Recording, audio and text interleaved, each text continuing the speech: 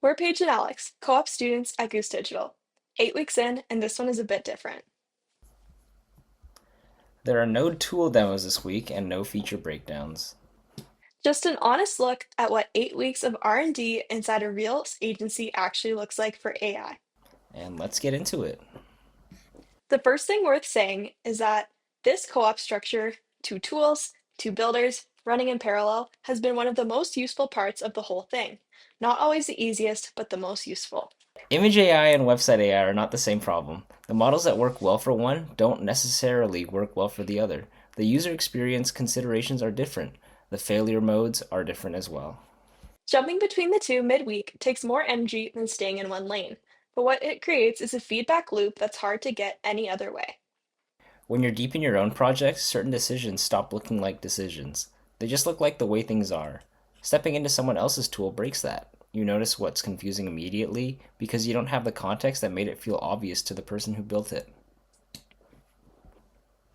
For example, Paige would often catch how some of the text and the font choices aren't properly generating in some of the websites when the option was selected, and that sometimes there's not as much context that is being filled in that causes a lot of gaps in the generation process. There's also the shared layer underneath both tools, the brand intelligence schema that both pipelines pull from. Decisions about how that gets structured affect both projects. The coordination has required a level of communication a solo project never would. And the tools are better for it. The other thing a personal project can't give you is the people.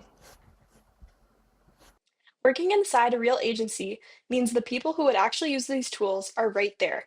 Designers, social teams, account leads, people with opinions about what looks good, like that come from doing work, not from evaluating a demo. Feature ideas that come from these conversations are different from the ones that come from us. They reflect actual workflow problems and actual friction points, things that would make someone's day easier or not. Some of the assets are being generated through Image AI tool right now are going out for real client approval. That's a different standard than a proof of concept. The quality bar is set by someone who has no investment in the tool working, only in the output being good enough to use. For example, right now we're creating a lot of graphics for a client, not necessarily to use, but to compare to the actual graphics that are getting built. This way, they can be compared to the real graphics and by all the teams that have to oversee and approve the graphics. This way, it's really easy to tell if the image tool right now is working good enough for real tests and real clients. You can use real companies as demos on a personal project, and you can also make them up. But without the designers and the teams beside you, it's a lot harder to know if what you're producing is actually what they'd reach for. Week one had a lot of hypotheticals.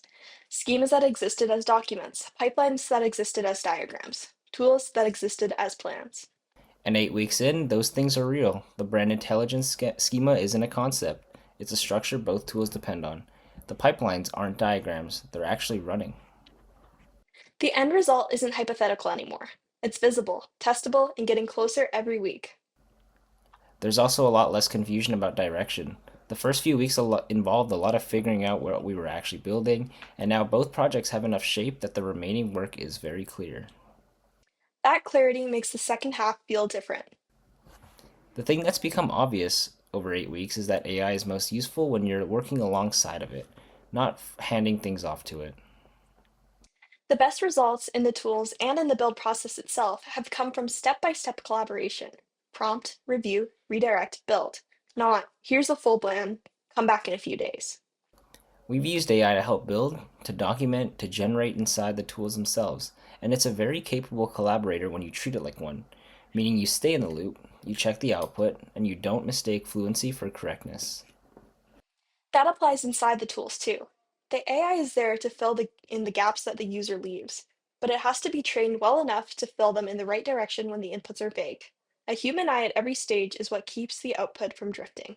So a lot of the end processes for these websites that are generated lack a lot of proper pricing, a lot of proper product descriptions, and that's where we need to check as a human to see what actually properly gets sent out because the AI will generate a price that's around $40 when the actual price of the product is around 29, and that change in price can be the difference between getting a customer and not getting a customer. It's enough to say, oh, we could automate the entire process. Image prompts could be generated from another AI tool, and it could come to the image tool, and everything could be generated by itself and then reflowed to several different aspect ratios. But the problem is that the outputs may not be the actual quality that you're looking for. So if instead the human puts that prompt in, checks everything, lets the image generate, and then if the image is at a quality where it can be improved, then the system can reflow to the other aspect ratios.